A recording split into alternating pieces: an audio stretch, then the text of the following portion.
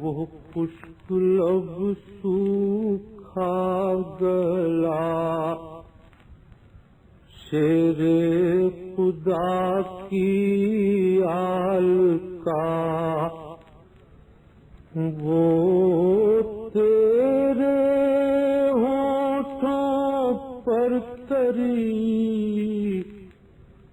سوائے میرے القامہ طوفان اٹھانا تھا تجھے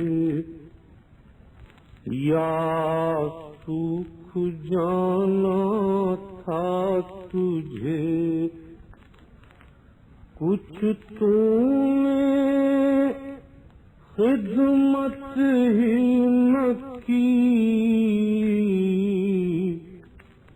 القامہ ایک مشک پانی کے لیے۔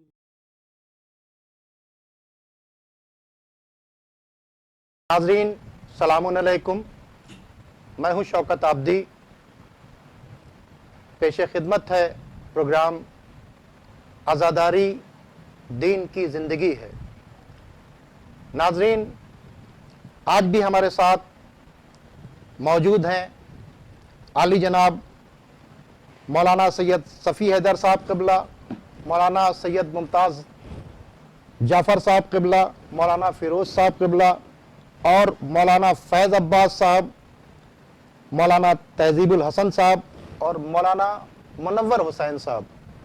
آپ سب کے ساتھ آج ہم اپنے جو سوالات ہیں ان کو شیئر کریں گے، ان سے جوابات چاہیں گے، اور عزاداری کی اہمیت کیا ہے، عزاداری کی ضرورت کیا ہے، ان تمام باتوں پر تبادلہ خیال کریں گے۔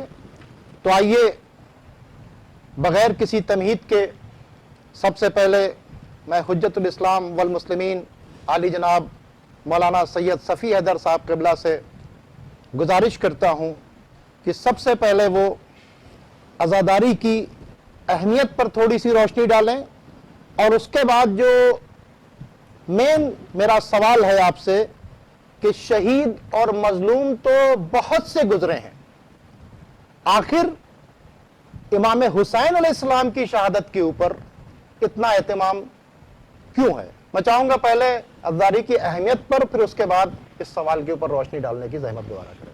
بسم اللہ الرحمن الرحیم۔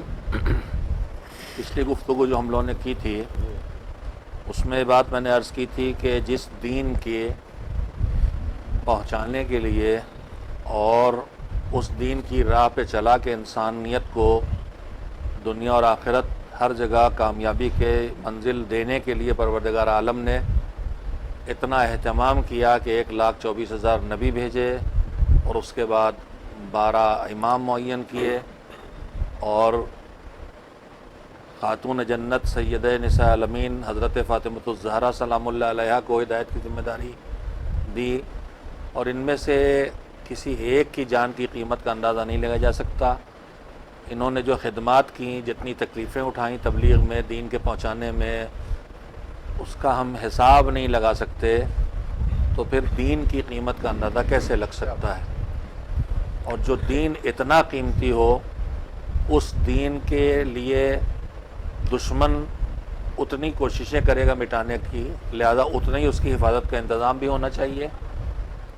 پروردگار عالم نے جو دین کا نظام حفاظت بنایا ہے اس میں سر فہرست ائمہ کو رکھا، ائمہ کے بعد علماء اور مومنین کو ذمہ داریاں بانٹیں۔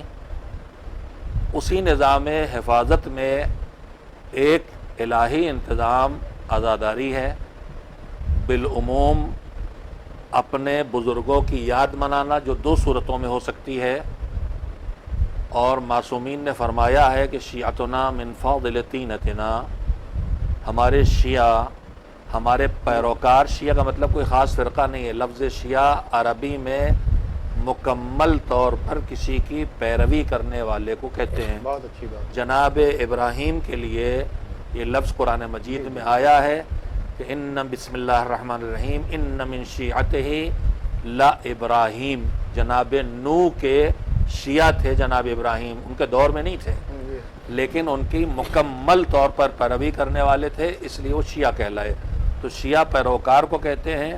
اب یہ بات ضرور اس لفظ کو حاصل ہوئی کہ پیروی کرنے والا باطل کی بھی ہو سکتا ہے اور حق کی بھی ہو سکتا ہے، لیکن حق کا پیروکار ابراہیم اس لفظ سے مخصوص کیے گئے، اور آج علی کی پیروی کرنے والے، جو علی کی پیروی ہے وہ محمد مصطفیٰ صلی اللہ علیہ وآلہ وسلم کی پیروی ہے، اس لیے وہ نفس رسول ہیں، تو یہ شیعہ کہلائے۔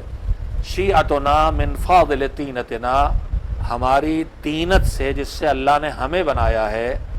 میں اس کا ترجمہ مٹی نہیں کرتا ہوں، طینت کا لفظ اپنے اندر ایک پیغام رکھے ہوئے ہے، بہت اچھی بات، جو نورانیت بھی اس میں شامل ہے اور اس کے ساتھ ساتھ وہ مٹی بھی شامل ہے جس سے جناب آدم خلق ہوئے تھے۔ شیعتنا من فاضل طینتنا، ہمارے شیعہ ہماری طینت کے بچے ہوئے حصے سے بنائے گئے ہیں، تو پھر اب اس کا نتیجہ کیا ہے؟ وہ ہماری خوشی میں خوش ہوتے ہیں، یفرحون لفرحنا ویحزنون لحزننا، ہماری خوشی میں خوش ہوتے ہیں۔ جب پیغمبر کی بچی طینت سے بنے ہیں تو ان کی خوشی میں خوش ہوں گے اور ان کی رنجیدگی میں رنجیدہ ہوں گے۔ اس کے مطلب ہمارا طریقہ کار یہ ہونا چاہیے کہ ہم رسول اور آل رسول کی خوشی میں خوش رہیں اور ان کے غم میں غمگین رہیں۔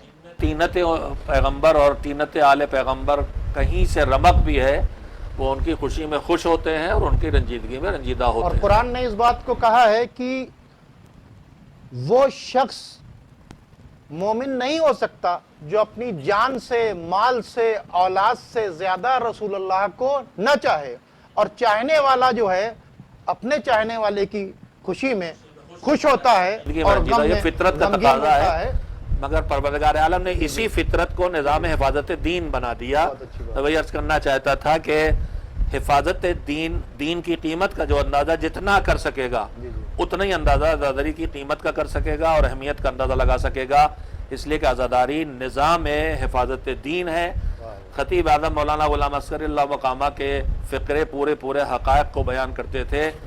مثلا یہیں پہ لکھا ہوا ہے کہ ہماری قوم بے دینی اور فضول رسموں کی پابندی کی بیمار ہے، نبی و امام کو فقیہ سمجھنا درجہ نبوت و امامت کی توہین ہے۔ کیا بات ہے، اسی طرح سے ان کا ایک فقرہ ہے کہ عزاداری کربلا کی یاد کو باقی رکھتی ہے اور کربلا دین کی حفاظت کا نام ہے، لہذا عزاداری دین کی حفاظت کا ذریعہ ہے۔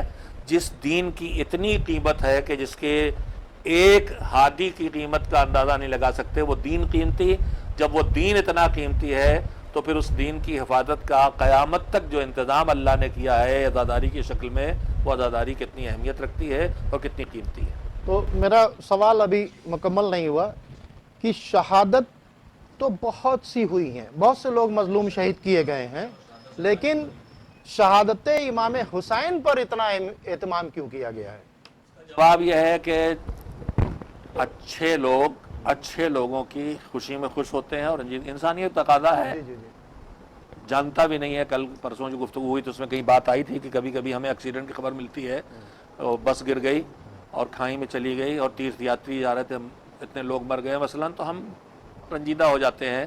بارات جا رہی تھی، ہمیں فکر نہیں ہوتی کس مذہب کا انسان بارات میں جا رہا تھا۔ کسی ہمارے ساتھیوں کسی نے بات کہی تھی، بہت اچھی بات، فطرت ہے، البتہ یہ فطرت اس کی ہے جس کے یہاں انسانیت باقی ہو۔ شہید بہت گزرے ہیں، مظلوم بھی بہت گزرے ہیں، لیکن پہلا جواب تو یہ ہے کہ اگر اس شہید اور اس مظلوم کے علاوہ کسی اور کی شہادت کے تذکرے کا اتنا اہتمام اللہ کی طرف سے، رسول کی طرف سے، اہل بیت کی طرف سے، اصحاب کی طرف سے ہوا ہو تو ہم بھی اتنا ہی اہتمام کریں، لیکن ہمیں پورے نظام دین میں دکھائی دیتا ہے کہ حسین کی شہادت صدیوں بعد ہوئی ہے اور نام حسین پر آدم بھی روئے ہیں، نام حسین پہ نوح بھی روئے ہیں۔ یہ الہی اہتمام کے علاوہ کچھ نہیں ہے، یہ الہی اہتمام ہے۔ اس کے بعد پیغمبر کی سیرت کے بارے ہم لوگ تذکرہ کر چکے بار بار کہ قدم قدم پہ حسین کی شہادت کی خبر دی پیغمبر نے، کبھی خطبہ توڑ کے، کبھی گود میں لے کے، کبھی نہ جانے کتنے واقعات سیرت پیغمبر گرامی کے ہیں کہ امام حسین کی شہادت کی خبر دی ہے اور اس پہ گریہ کیا ہے، اور اس کے بعد اصحاب نے بھی گریہ کیا ہے۔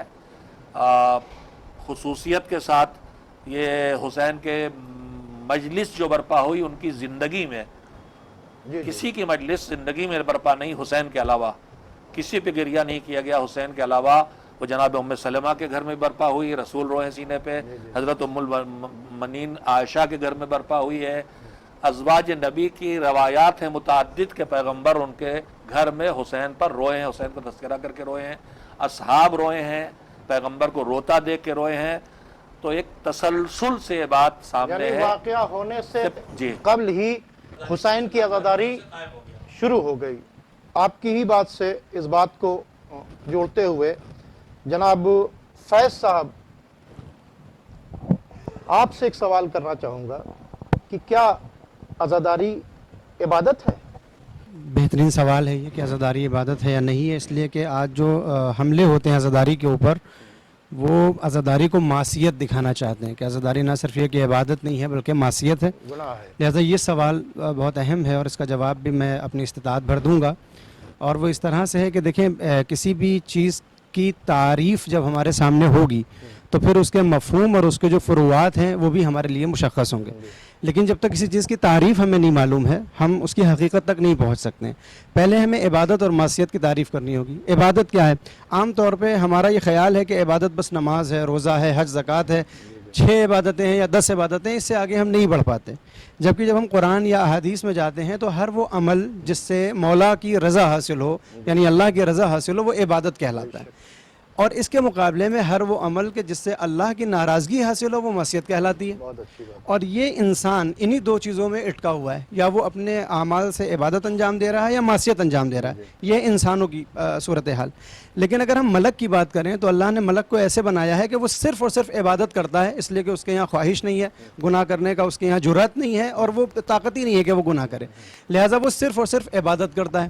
اب ہم جب امام حسین کی بات کرتے ہیں تو ہم دیکھتے ہیں کہ فرشتوں نے امام حسین کا ذکر کیا ہے، ان کی شہادت کا ذکر کیا ہے، اور چونکہ ان کے یہاں احساس نہیں ہے، خواہش نہیں ہے، تو وہ خود تو نہیں روئے ہیں، مگر ایک تذکرہ امام حسین علیہ السلام کا ہوا ہے. مثلا ابھی اشارہ ہوا کہ جناب ام سلمہ کے گھر میں عزاداری ہوئی ہے. کس طرح سے ہوئی ہے کہ حضرت جبریل امین نے پیغمبر کو خبر دی ہے کہ امام حسین عنقریب شہید ہوں گے، اور وہاں پہ گریے کا ماحول بنا.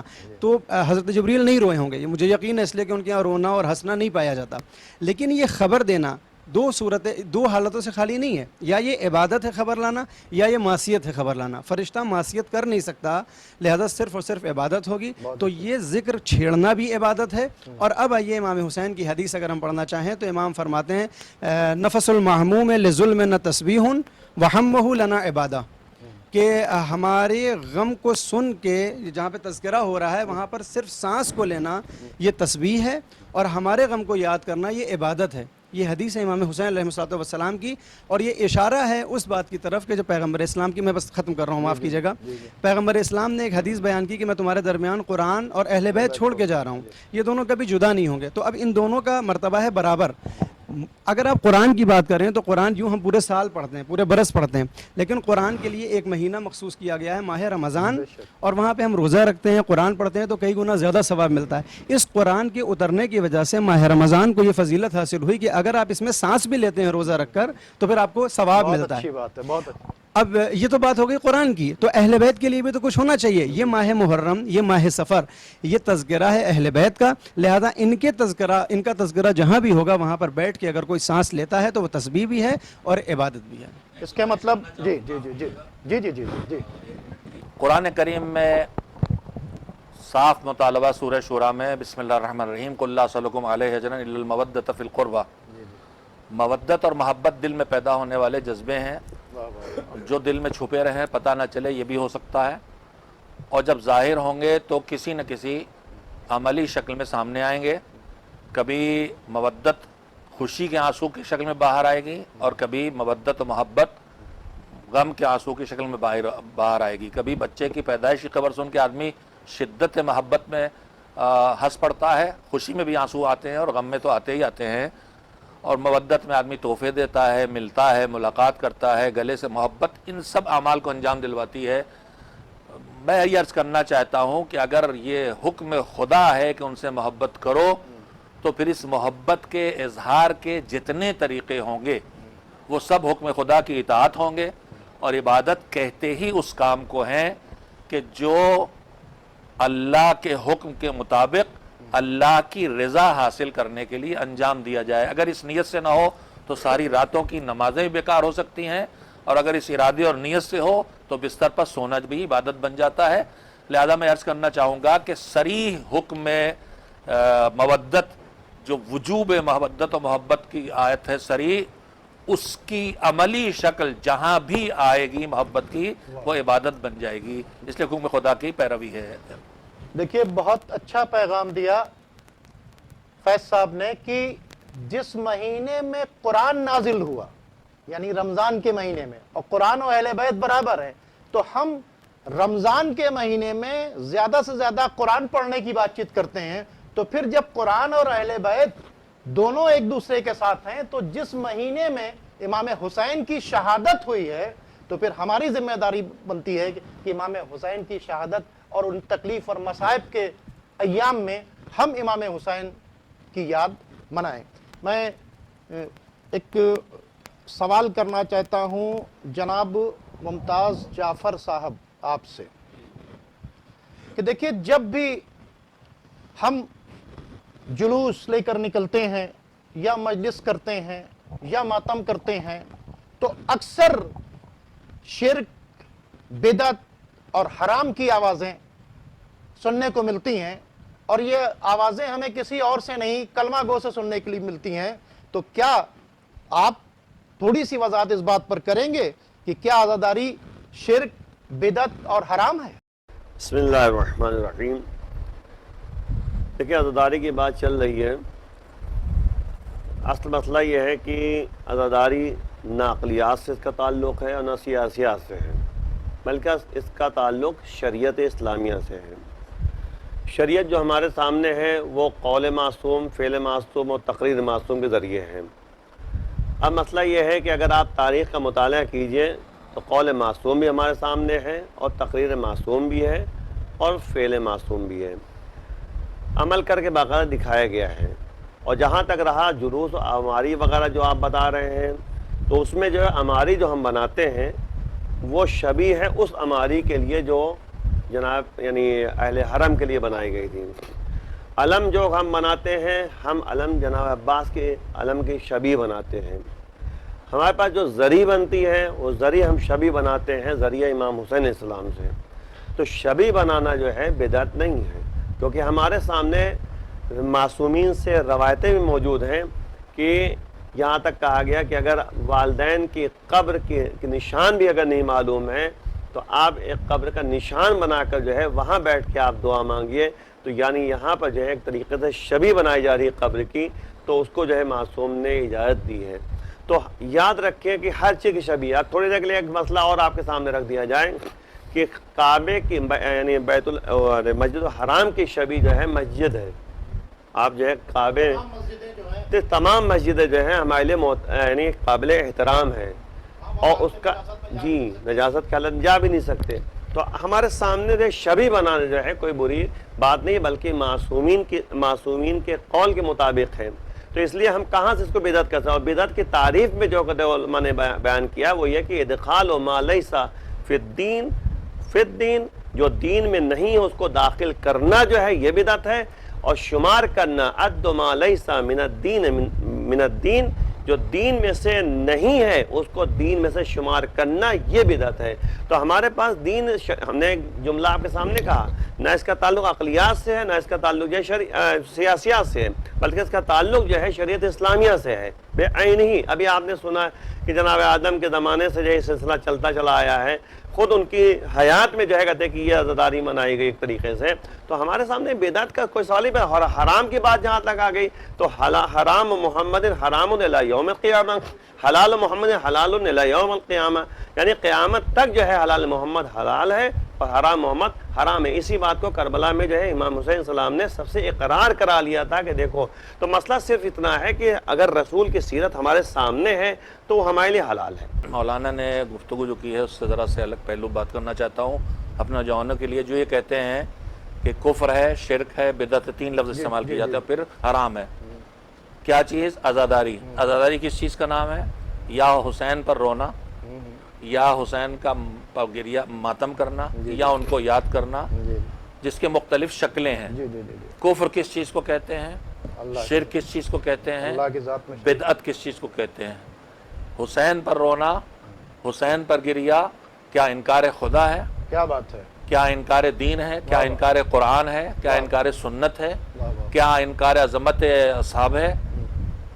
ہم اس نظریے کے قائل نہیں ہیں جو نظریہ عالم اسلام سے سامنے آیا ہے کہ ذکر حسین حرام ہے اس لیے کہ غزالی ہاں امام غزالی کا کہ ذکر حسین حرام ہے اس لیے کہ اس سے بغض صحابہ پیدا ہوتا ہے. ذکر حسین سے بغض صحابہ نہیں پیدا ہوگا، ذکر حسین سے محبت صحابہ کی پیدا ہوگی، اس لیے کہ صحابہ حسین کو چاہتے تھے اتنا، اس لیے کہ رسول چاہتے تھے، جو رسول کا محبوب و اصحاب کا محبوب تھا. کوئی اصحاب میں ایسا نہیں تھا جو حسین کا دشمن رہا ہو. تو یہ کیسے جوڑا گیا کہ ذکر حسین حرام ہے؟ دلیل مولانا فرمائیے. کی ڈیفینیشن لوگوں نے اپنے حساب سے گڑھ لی. اللہ جانے وہ کون سا صحابی جو حسین سے بغض، حسین کے تذکرے سے بغض صحابہ کیسے؟ بہرحال یہ ایک ضمنی بات تھی. تو کفر انکار خدا، انکار دین، انکار رسالت کا نام ہے. شرک اللہ کا شریک بنانا یا خالق ماننا کسی کو، یا قادر مطلق ماننا، یا عالم مطلق ماننا، یا پھر اس کی عبادت میں شریک بنانا، اس کے افعال میں شریک بنانا. مختلف شرک کی قسمیں ہیں. عزاداری ان میں سے کون سا شرک ہے؟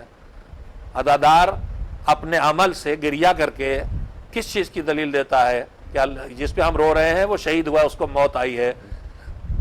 عزادار کہاں اس کی عبادت کر رہا ہے، کہاں اس کو سجدے کر رہا ہے، کہاں اس کی نماز پڑھ رہا ہے، کہاں اس کو رکوع کر رہا ہے؟ تو نہ شرک ہے، بدعت ابھی مولانا نے اس کی وضاحت کر دی. اور جب نہیں ان میں سے کچھ تو پھر حرام بھی نہیں ہو سکتا، اس لیے کہ ایک قانون اور ہے، قانون حلیت، اصالت الحلیہ. شریعت کا قانون ہے کہ اللہ نے سب کچھ حلال بنایا ہے، بس کچھ چیزیں حرام ہیں. حلال کرنے ثابت کرنے کے لیے دلیل کی ضرورت نہیں ہے، حرام ثابت کرنے کی دلیل ضرورت جو آپ نے فرمایا. بہت اچھے رخ پر ہماری گفتگو ہو گئی کہ جو بات کہی ہے کہ بھائی نہ ہم اللہ کی ذات میں امام حسین علیہ السلام یا ان کے ساتھیوں کو شریک کرتے ہیں، نہ ہم ان کی عبادت کرتے ہیں، اور نہ اللہ کے کسی احکام کا عزاداری کے ذریعے انکار کرتے ہیں. تو نہ یہ کفر ہے، نہ یہ شرک ہے، اور نہ یہ حرام ہے، اور نہ ہی یہ بدعت ہے.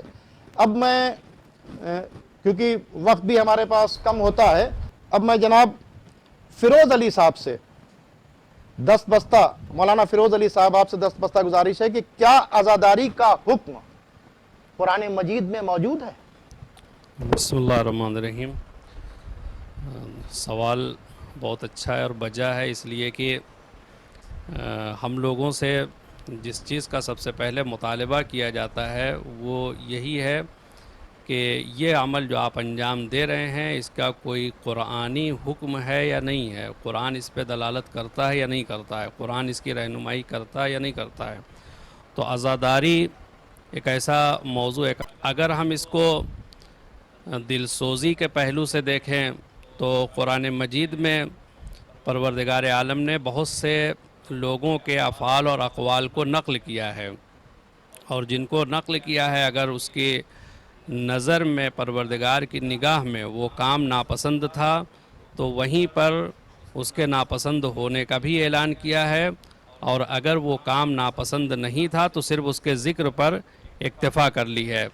جیسے رونا اور گریہ کرنا، عزاداری کرنا، اس کا دل سوزی کے اعتبار سے اور مہربانی اور شفقت کے اعتبار سے دیکھا جائے تو پھر جناب یعقوب کا عمل ہمارے لیے اس سلسلے میں حجت بنتا ہے کہ آپ نے جناب یوسف کے، جبکہ آپ علم نبوت سے یہ بات جانتے تھے کہ وہ حیات ہیں اور زندہ ہیں لیکن نظروں سے اوجھل ہیں، تو آپ نے ان پر گریہ کیا، اور گریے کی انتہا تھی کہ آپ کی آنکھیں سفید ہو گئی، یعنی نابینا ہو گئے.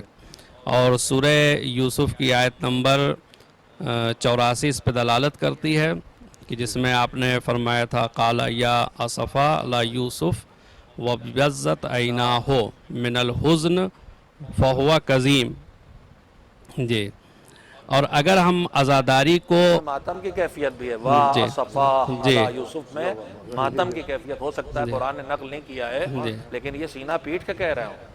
فطرت ہے یہ۔ جی ہاں جی جب جو آنکھ اتنا روئے کی آنکھوں کی آنکھیں سفید ہو بینائی جائیں، چلی گئی، سفید ہو گئی، سفید جی ہو گئی. دیدے سفید ہو گئے، تو اس میں ایک ماتم کی کیفیت ہے، صرف نوحے کی کیفیت ہے، یہ صرف فطرت گریا ہی نہیں ہے اس جی کو دلیل نہیں چاہیے. جی مطلب فطرت جی ہاں، جی جی جی محبت اور مودت کے لحاظ سے اگر عزاداری کو ہم دیکھتے ہیں تو پھر پروردگار عالم نے اجر رسالت کے طور پہ اہل بیت کی محبت اور مودت کو پورے عالم اسلام پر فرض کیا اور واجب قرار دیا ہے. قل لا اسألکم علیہ اجرا الا المودۃ فی القربى. چونکہ ہم ان سے محبت کرتے ہیں، اور جیسا کہ اس سے پہلے ہمارے بزرگ اور استاد محترم نے عرض کیا، فرمایا کہ محبت کا تقاضا یہ ہوتا ہے کہ ان کی خوشی میں خوشی منائے جائے اور ان کے غم میں انسان مغموم رہے. تو اب یہ عزاداری اسی محبت کا نتیجہ ہے. اگر ہم عزاداری کو ایک ذرا اور دوسرے پہلو سے دیکھیں تو یہ عزاداری ایک لحاظ سے صدائے احتجاج ہے ظلم کے خلاف. یعنی یہ جو رو رہا ہے، یہ جو گریہ کر رہا ہے، ایک تو یہ ہے کہ ہمارا محبوب ہم سے بچھڑ گیا ہے، اس کے اوپر یہ ظلم و زیادتی ہوئی ہے. دوسری طرف یہ کہ اس ظالم کے خلاف بھی صدائے احتجاج ہے جس نے یہ ظلم انجام دیا ہے. تو اس سلسلے میں بھی قرآن مجید نے کہیں صراحتاً حکم دیا ہے اور کہیں اس کے طرف اس کی اجازت دی ہے. جیسے وہ آیہ کریمہ ہے سورہ نساء کی آیت نمبر 148، اس میں پروردگار عالم ارشاد فرماتا ہے لا يحب اللہ الجہر بالسوء من القول الا من ظلم. یعنی جس کے اوپر ظلم ہوا ہے، اگر وہ بآواز بلند صدا احتجاج بلند کرتا ہے تو اس میں یعنی پروردگار عالم کے نظر میں یہ ناپسند نہیں ہے. اگر اس کا الٹا یعنی مفہوم نکالیں گے تو یہ جس کے اوپر ظلم ہوا ہے اور وہ صدا احتجاج بلند کر رہا ہے، چاہے جس شکل میں بھی ہو، جس سطح پر بھی ہو، تو یہ پروردگار کو پسند ہے.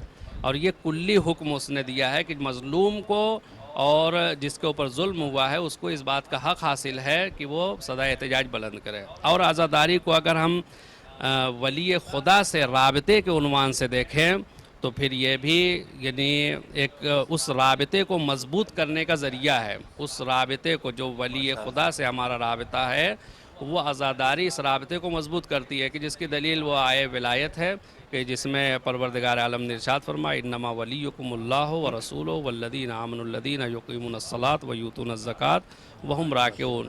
یہ ایک مولا کائنات کے شان میں ہے، لیکن اس میں جب ولی کا تذکرہ ہوگا تو بقیہ اولیاء الہی بھی اس میں شامل ہوں گے. اور اگر ہم عزاداری کو شعائر کے عنوان سے دیکھیں، یہ عزاداری یعنی ایک علامت، ایک شاعر ہے اور ایک شعیرہ ہے، شاعر ہے، پروردگار کی نشانیوں میں سے ایک نشانی ہے.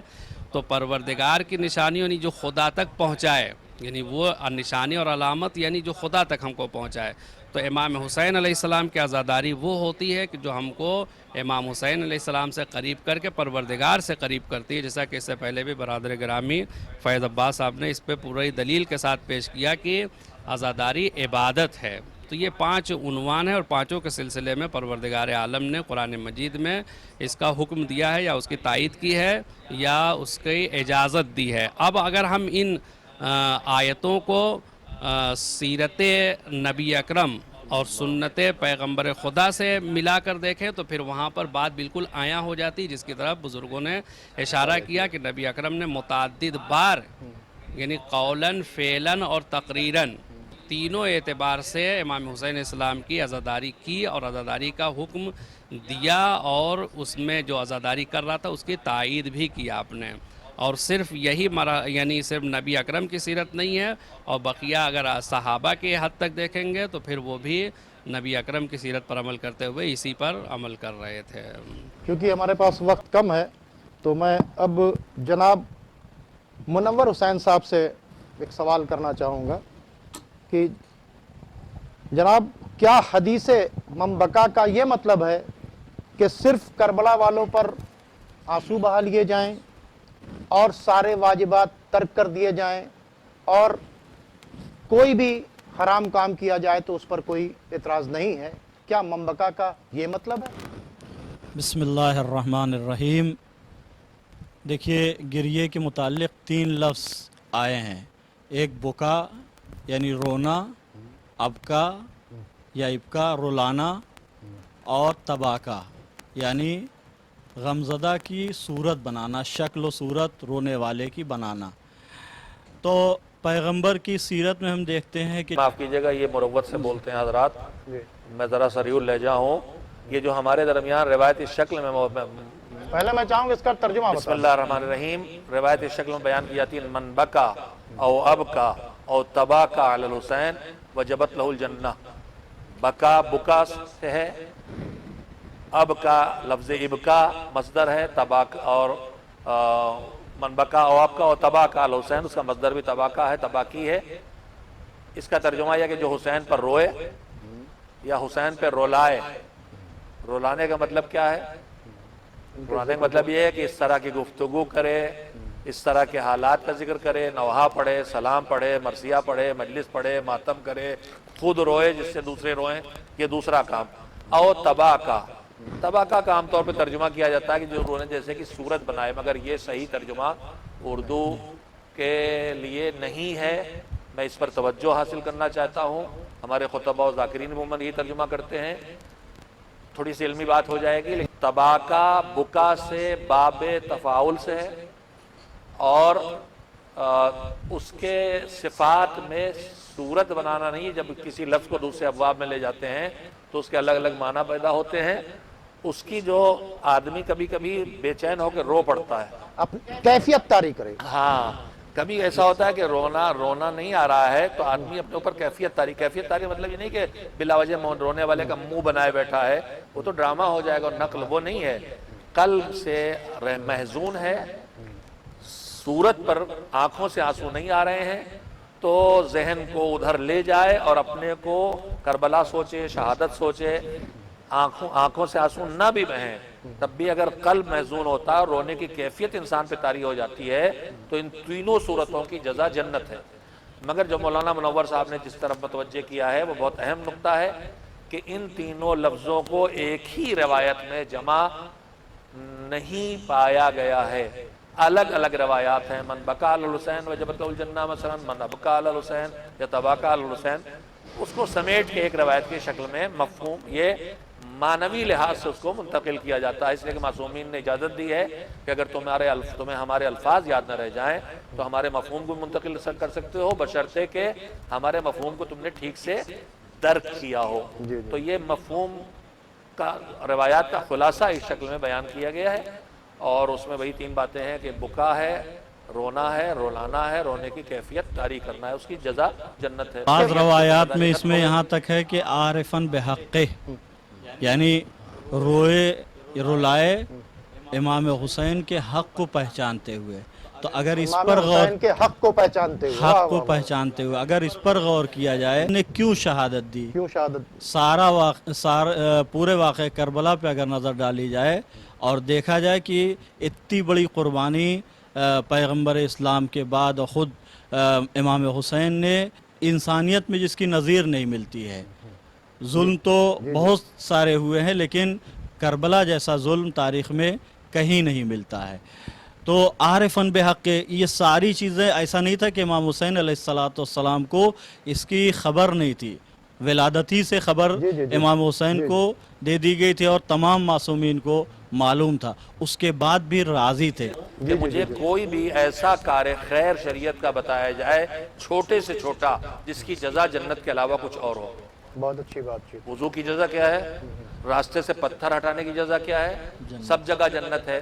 फिर इसकी अहमियत जाहिर करने के लिए कि अमाल में अहम तरीन अमाल में यह है, जजा तो हर अमल की जन्नत है, मगर मसले दो हैं। एक उस जजा को लायक कबूल बना के पाना है और दूसरे ये है कि उस जजा को आखिरत के मरहले तक पहुंचने तक बचाना है। हमने जन्नत पा ली हुसैन पे गिरिया करके, लेकिन ये जन्नत जो हमें मिल गई है, रसूलुल्लाह सल्लल्लाहु अलैहि वसल्लम की सीरत का मशहूर वाक़या है कि आपने मस्जिदुन नबी में असहाब के दरमियान फरमाया कि जो एक बार सुभान अल्लाह कहता है, अल्लाह जन्नत में उसके एक दरख्त लगा देता। मशहूर है, मजालिस में हम सुनते रहते हैं, लेकिन मैं याद दिलाऊंगा इसलिए कि नताइज निकाले जाते हैं تو کسی نے حساب لگایا ہم دن بھر میں اتنی بار تسبیح پڑھتے ہیں زہرا کی اور تسبیح خدا اور اتنی جنت میں درخت ہو گیا، کچھ کریں نہ کریں. تو حضور نے فرمایا کہ بالکل تمہاری جنت ہو گئی، مگر یہ خیال رکھنا کہ تمہارے کسی گناہ کی ایک چنگاری تمہاری جنت کو جلا کے خاک کر سکتی ہے. تو جنت بنانا اور ہے، جنت بچانا اور ہے. بنا لیں گے روکے، لیکن بچانے کے لیے کم سے کم واجبات انجام دینا ہوں گے اور حرام سے خود کو بچانا ہوگا. ناظرین دیکھیں بہت اچھا پیغام دیا ہے، اور خاص کر کے ان لوگوں کو جو عزاداری کر رہے ہیں ان کو چاہیے کہ وہ زیادہ سے زیادہ بڑھ چڑھ کر واجبات کو بھی انجام دیں اور اپنے آپ کو حرام سے دور رکھیں، تاکہ لوگ یہ کہیں کہ یہ وہ عزادار ہیں جو واجبات کا بھی اہتمام کرتے ہیں، اس کو بھی پوری طریقے سے انجام دیتے ہیں، حرام سے بھی اپنے آپ کو. ہم کو چاہیے کہ ہم لوگوں کے لیے نمونہ عمل بن جائیں. اصل میں بہت سی چیزیں سمجھانے کی تھی، جس طرح سے آپ لوگوں نے بہت اچھے ڈھنگ سے بات چیت کو. تبلیغ ایک برین آپریشن ہے. ہوتا کیا ہے کہ واجبات کو عزاداری سے، عزاداری کو واجبات سے ٹکرا کر ایک ہمارے بیچ میں اختلافات پیدا کیے یہ جا تو رہے ہیں. مولانا عسکری نے کہا تھا کہ عزاداری کے فانوس میں دینداری کی شمع روشن کرو. بہت اچھی عزاداری بات. فانوس ہے، پورے بہت دین اچھی کی بات. حفاظت کر رہی ہے. کربلا اچھی نے بات. پورے دین کو بچایا ہے. بے شک امام حسین نے کیا نہیں بچایا، اور ہم لوگ لگاتار وہ شعر پڑھتے رہتے ہیں، شاہ است حسین بادشاہ است حسین دین است حسین دی پناہ است حسین. تو دین کے پورے دین کو بچایا ہے امام حسین. یہ بہت ہی خوبصورت میسج ہم نے اپنے تمام علماء کے ذریعے آپ کے سامنے پیش کیا. چونکہ دامن وقت میں بالکل گنجائش نہیں ہے، اس لیے آپ سے اجازت چاہتے ہیں. انشاءاللہ اگلے ایپیسوڈ میں پھر آپ کے سامنے کچھ اور اہم سوالات لے کر آئیں گے. اب آپ ہمیں اور ہمارے مہمانوں کو اجازت دیجیے. خدا حافظ.